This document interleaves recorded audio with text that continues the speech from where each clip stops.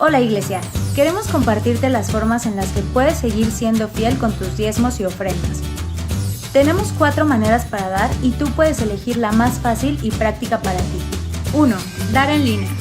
Tenemos un nuevo método para facilitar tus diezmos y ofrendas. Puedes entrar a generosidad.mx/IPB y eliges la opción Crear cuenta. Después de haber completado tu registro, tendrás la opción de ingresar la cantidad que quieres dar y si es un movimiento único, semanal o mensual. Por último, podrás ingresar los datos de tu tarjeta y confirmar tu transacción.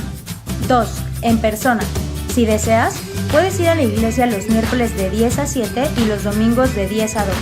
Es muy importante que vayas tomando todas las precauciones que ya conocemos para protegerte a ti y a los que te rodean. Aquí podrás dar en efectivo o con tarjeta en la terminal. 3. Transferencia. Otra forma es realizar una transferencia desde la app de tu banco o sitio web a la cuenta de nuestra iglesia. Puedes encontrar los datos aquí o lo puedes ver en la descripción del video. 4. Depósitos en tiendas, bancos o cajeros. Con los datos que están en pantalla puedes realizar tu depósito en tiendas de conveniencia, bancos o cajeros. Familia, muchas gracias por tu generosidad. Sabemos que nos toca dar un esfuerzo extra y hoy lo estamos haciendo. En verdad, como iglesia estamos muy agradecidos contigo.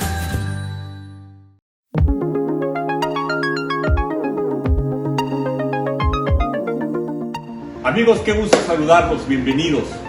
Hay una iglesia en Ciudad Juárez, Chihuahua, que se llama Comunidad Olivo. Su pastor, el hermano Marcos Richards, es quien nos visita hoy y es nuestro invitado especial. Él junto con su esposa Patty han causado un impacto tremendo en esa región, alcanzando ya a miles de personas en muy pocos años en su iglesia. También el grupo musical de alabanza Un Corazón, que ustedes conocen y que cantamos sus canciones, es originario de esta iglesia. Los voy a dejar con Marcos Richards, que trae una palabra poderosa para nosotros esta noche. Dios les bendiga mucho. Hola, hombres de Palabra de Vida. Me da mucho gusto poder dirigirme a ustedes. Sé que estamos viviendo tiempos bien complicados y como hombres, a veces sentimos ese reto especialmente fuerte.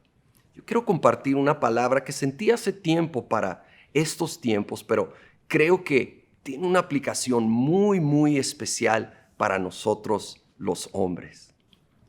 En 2 de Corintios, capítulo 4, versículo 7, leemos: Ahora tenemos esta luz que brilla en nuestro corazón, pero nosotros mismos somos como frágiles vasijas de barro que contienen este gran tesoro. Esto deja bien claro que nuestro gran poder proviene de Dios, no de nosotros mismos. Por todos lados nos presionan las dificultades, pero no nos aplastan. Estamos perplejos, pero no caemos en la desesperación.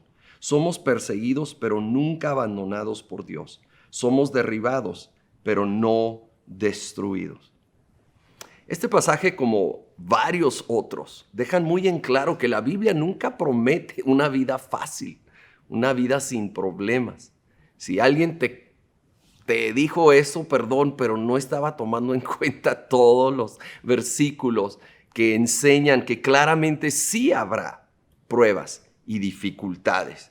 Lo bueno es que nos dice que aunque seremos presionados por dificultades, perplejos, perseguidos, derribados, sin embargo, no nos aplastan, no caemos en la desesperación, no somos abandonados, no destruidos. Y quiero enfocarme particularmente en este versículo 7, donde nos dice que Dios ha puesto un gran tesoro en nosotros, que es Él mismo, el Espíritu Santo morando en cada uno de nosotros. Una luz que brilla, su presencia ayudándonos a brillar en medio de tiempos oscuros, en medio de contextos complicados. Sin embargo, dice que ese tesoro está en lo que nos compara a nosotros con frágiles vasijas de barro. Nosotros como seres humanos somos débiles y necesitamos reconocerlo. Y creo que tiempos como los que estamos viviendo lo dejan más claro que nunca. Nosotros somos frágiles vasijas de barro. tenemos muchos limitantes. Y eso no es malo en sí si lo manejamos y lo entendemos de la manera correcta y bíblica. Sabes, todos tenemos luchas, todos, en alguna expresión u otra. Y lo más honesto y transparente que somos, mejor vamos a poder enfrentar esas luchas. Luchas desde temor hasta depresión, duda, egoísmo y más. Sin embargo, cuando reconocemos nuestra debilidad y dependemos de Dios en vez de depender de nosotros mismos, es cuando realmente dejamos brillar la luz que mora en nosotros. Mientras yo estoy dependiendo de mí mismo y mis fuerzas, yo voy a opacar la verdadera luz que mora en mí. Es tan importante esto. Y quiero ir a una ilustración, un ejemplo que creo que nos va a ayudar bastante. En el libro de Jueces, esto era una época, todo el libro de Jueces, muy complicada para el pueblo de Israel, donde continuamente estaban cayendo bajo opresión, tiempos oscuros. Nos podemos identificar con ello. Y voy a brincar allí a Jueces capítulo 6. La muy conocida historia para muchos, por lo menos, de Gedeón. Y aquí en Jueces capítulo 6, leyendo desde el versículo 1, dice: los israelitas hicieron lo malo a los ojos del Señor. Entonces el Señor los entregó a los madianitas durante 7 años. Los madianitas eran tan crueles que los israelitas hicieron escondites en los montes, en las cuevas y en lugares fortificados. Brinco al versículo 11. Después el ángel del Señor vino y se sentó debajo del gran árbol de Ofra que pertenecía a Joás, del clan de Abiezer. Gedeón, hijo de Joás, estaba trillando trigo en el fondo de un lagar para esconder el grano de los madianitas. Entonces el ángel del Señor se le apareció y le dijo: guerrero valiente, el Señor está contigo. Señor, respondió Gedeón, si el Señor está con nosotros, ¿por qué nos sucede todo esto? ¿Y dónde están todos los milagros que nos contaron nuestros antepasados? ¿Acaso no dijeron: el Señor nos sacó de Egipto? Pero ahora el Señor nos ha abandonado y nos entregó en manos de los madianitas.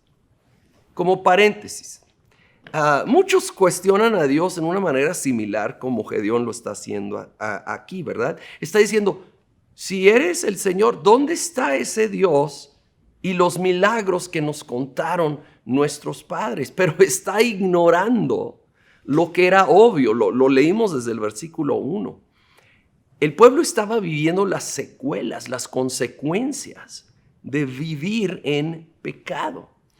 Y es irónico como mucha gente que ha querido sacar a Dios de sus vidas, ha querido sacar a Dios de la sociedad, de las escuelas, de la vida actual, ahora le están reclamando a Él por qué ha permitido o aún mandado toda esta pandemia. Yo estoy convencido que estamos viviendo las secuelas del pecado. Y no me refiero a que una persona, su pecado personal, yo me refiero a el pecado de la humanidad. Vivimos en un mundo caído, roto, descompuesto por el pecado. Y hay muchas consecuencias de ello. Y muchas veces queremos culpar a Dios por consecuencias de lo que hemos ido sembrando como humanidad. Ahora, eso no quita el hecho de que Dios nos ama y tiene compasión de nosotros. Y que a veces sus caminos son misteriosos, la verdad lo siguen siendo para mí.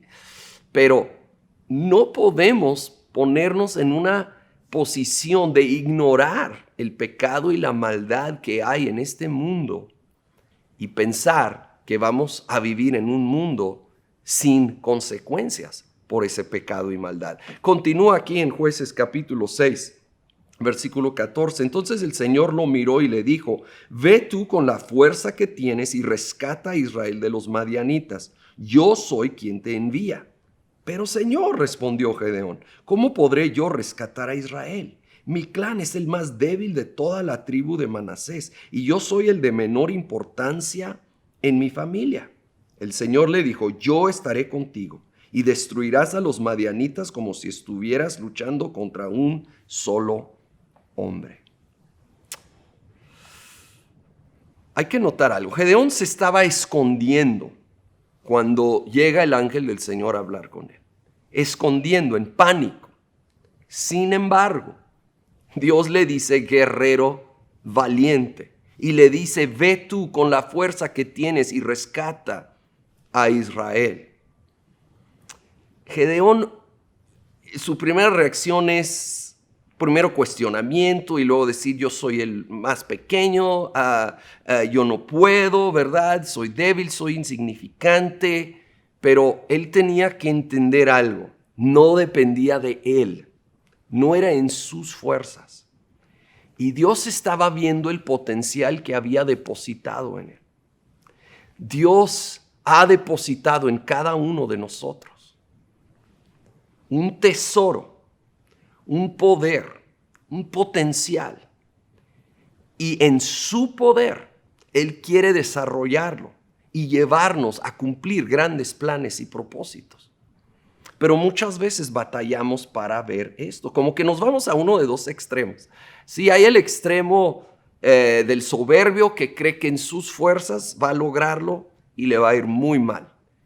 Y de hecho es mi punto principal el día de hoy.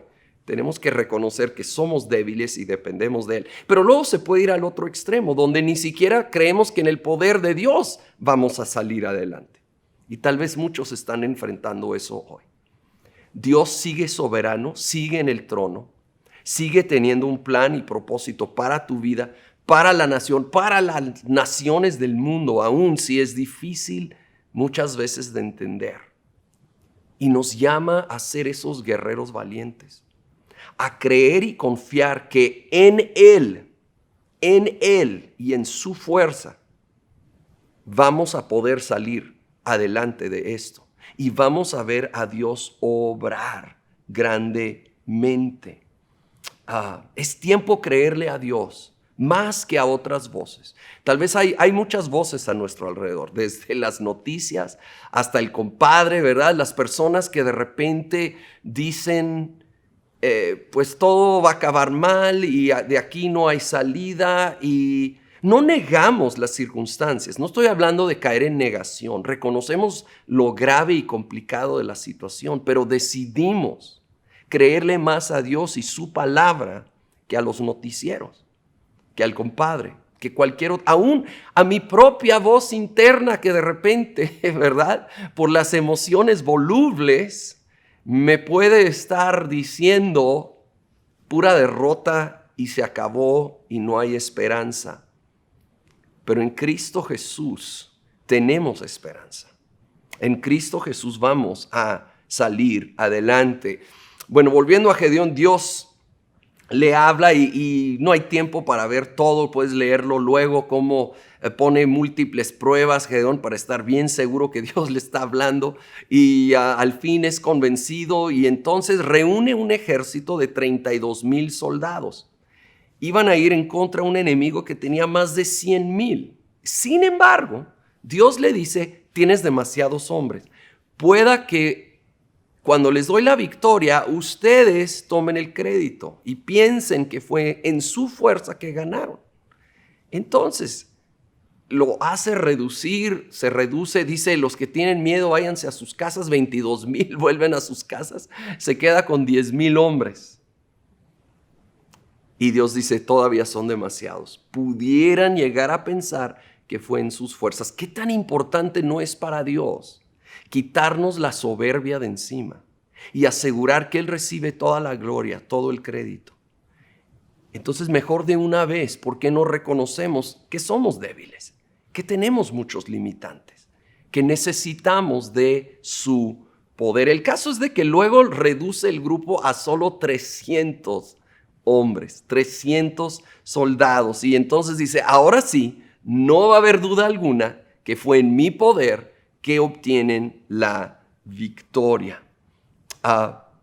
Tenemos que tener esta actitud, reconocer mi debilidad como vasija frágil, pero también reconocer el gran tesoro que mora en esta vasija frágil. El Espíritu Santo, que mora en cada persona que ha entregado su vida a Cristo Jesús.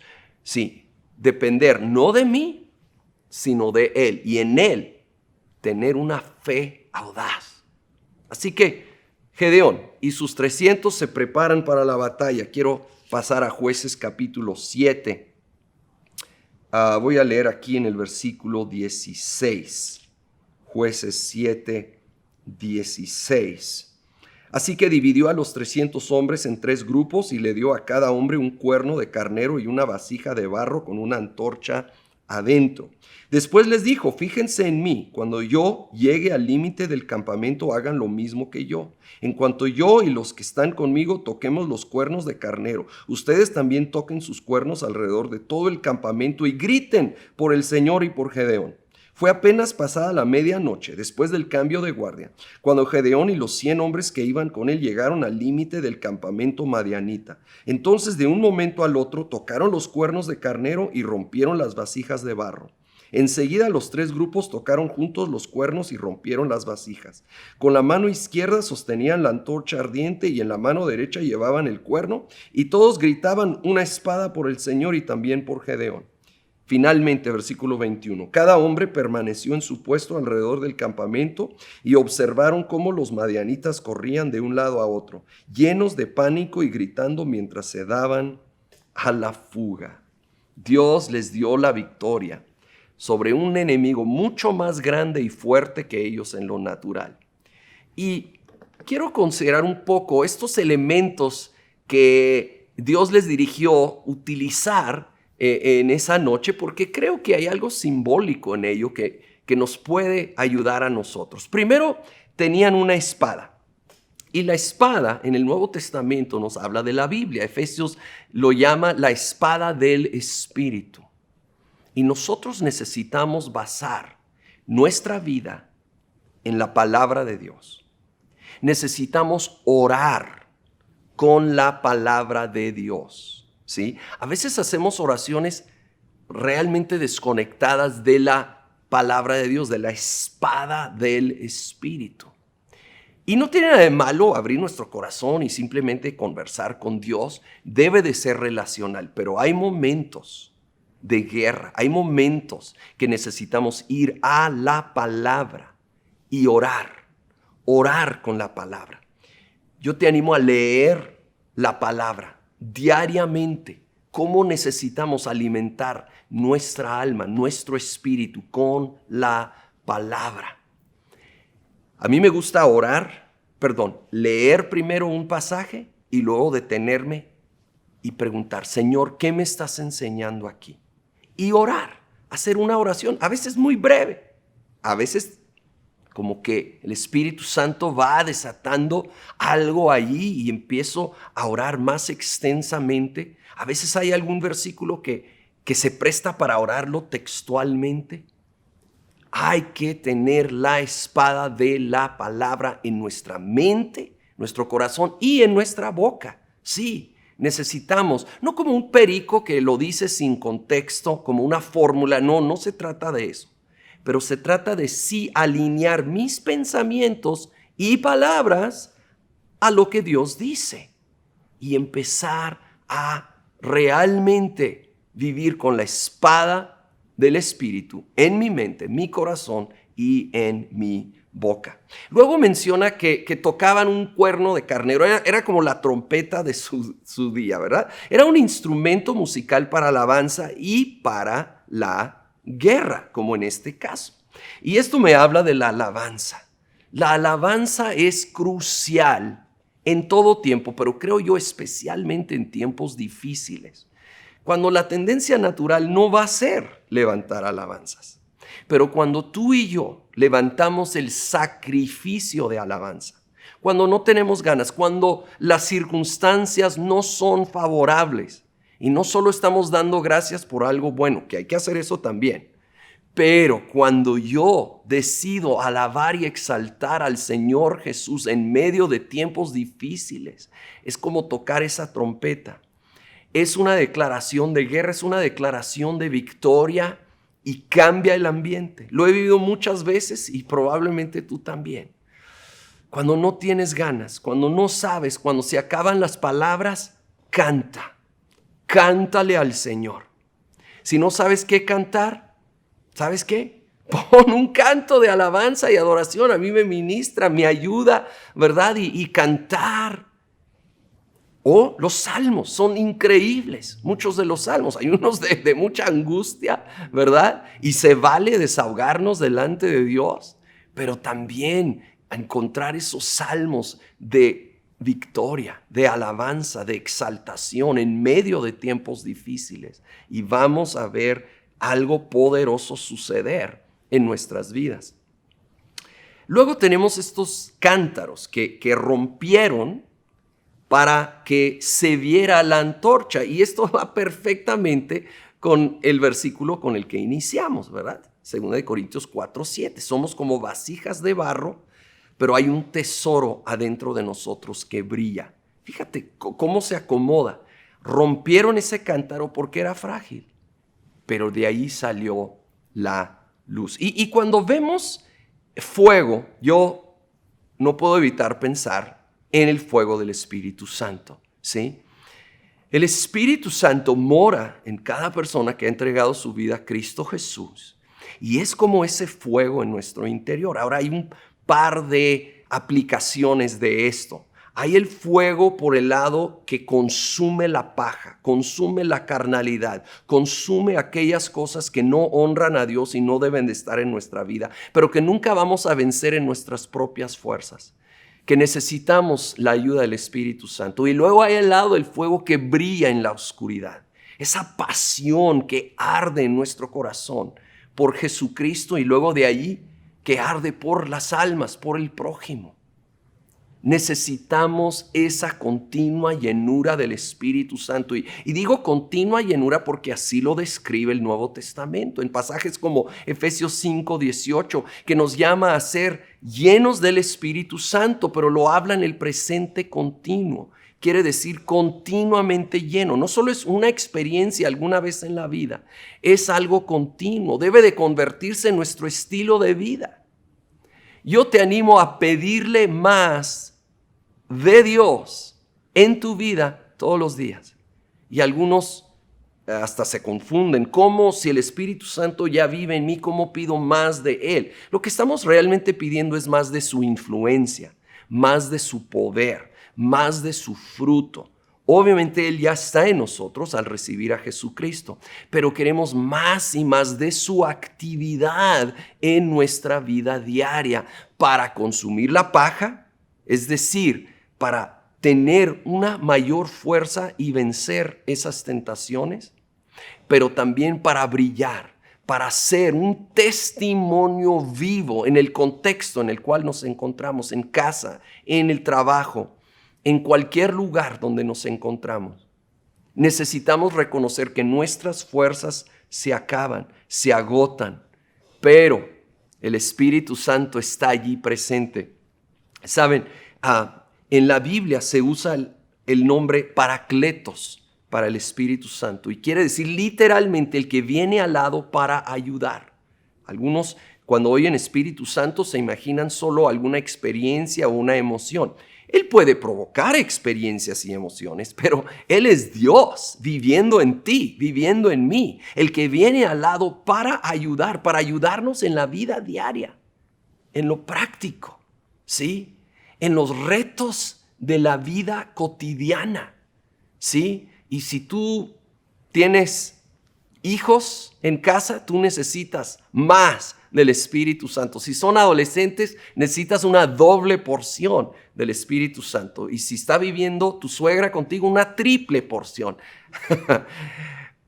Fuera de toda broma, necesitamos más del Espíritu Santo para la vida diaria y más en los tiempos que estamos viviendo. Hay que pedirlo, hay que buscarlo. El que busca va a encontrar, el que pide va a recibir, nos lo promete la Escritura. Y dice que específicamente lo aterriza a cómo el Padre no nos dará el Espíritu Santo a los que lo pedimos de todo corazón, ¿sí? buscándolo en las Escrituras, en nuestros tiempos de adoración. Ahí va conectando todos estos elementos. La espada, la trompeta, ¿sí? El fuego, están realmente conectados. Ahora yo quiero regresar para ir terminando a 2 de Corintios capítulo 4 nuevamente. Aquí el apóstol Pablo sigue escribiendo, voy a brincar hasta el versículo 16. Dice, es por esto que nunca nos damos por vencidos. Aunque nuestro cuerpo está muriéndose, nuestro espíritu va renovándose cada día. Pues nuestras dificultades actuales son pequeñas y no durarán mucho tiempo. Sin embargo, nos producen una gloria que durará para siempre y que es de mucho más peso que las dificultades. Así que no miramos las dificultades que ahora vemos. En cambio, fijamos nuestra vista en cosas que no pueden verse. Pues las cosas que ahora podemos ver pronto se habrán ido, pero las cosas que no podemos ver permanecerán para siempre. Ahora, tal vez alguien escucha nuestras dificultades actuales son pequeñas y dice, no, Pablo, es que tú no conoces lo que estoy viviendo. Pero Pablo conocía dolor, créeme, fue azotado, golpeado, apedreado, náufrago 3 veces, traicionado, enfrentó hambre, escasez y mucho más. Si quieres leer el capítulo 11 de mismo 2 de Corintios, donde da algunos de estos datos. Sin embargo, él reconocía que aún ante todo ese sufrimiento, la recompensa de todo lo que Dios tenía para él era tanto mayor que hacía esto pequeño en comparación. No es minimizar el dolor. No es minimizar. Yo sé que algunos están enfrentando situaciones sumamente dolorosas y Dios no es indiferente a ese dolor. Él llora con los que lloran, pero Él tiene recompensas. Él tiene aún planes y propósitos y nos llama a fijarnos en ello, a quitar la vista solo de las circunstancias, los sentimientos y fijar la vista en lo que Él tiene por delante. No miramos las dificultades. Fijamos nuestra vista en cosas que no pueden verse, en aquello que Dios está obrando y va a hacer y que va a durar para siempre. Esta pandemia se va a acabar. La prueba que estás enfrentando se va a acabar, pero los planes y propósitos de Dios no se van a acabar. Fijemos la vista en Él. Tomemos ánimo, alzando la vista por fe, no en lo natural que se va a acabar, sino en todo aquello que Dios está preparando para cada uno de nosotros. Rinde todo en sus manos. En manos de aquel que vivió la máxima injusticia, Jesucristo, y que dio su vida por ti y por mí, pero que resucitó y vive hoy, y en Él tenemos esperanza viva en medio de una pandemia, en medio de la prueba más grande. Pero recordemos de dónde viene esa fuerza, ¿sí? No viene de nosotros, no viene de esta vasija, ¿sí? De barro frágil. Pero en la debilidad encontramos la fortaleza, porque dejamos brillar la verdadera luz. Reconocemos que Él es nuestra fuente de fuerza, de poder, de esperanza. Y no estoy confiando en mí mismo, en mis recursos, mi sabiduría, mi habilidad, sino en Él.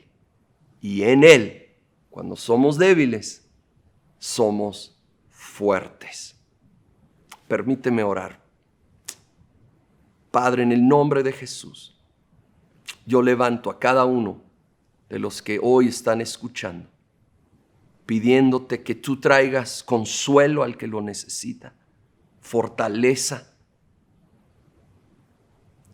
que nos ayudes a abrir los ojos y ver más allá de lo temporal y terrenal, y ver tu poder y tus propósitos, y confiando en ti, poder brillar en medio de estos tiempos oscuros. En el nombre de Cristo Jesús. Amén.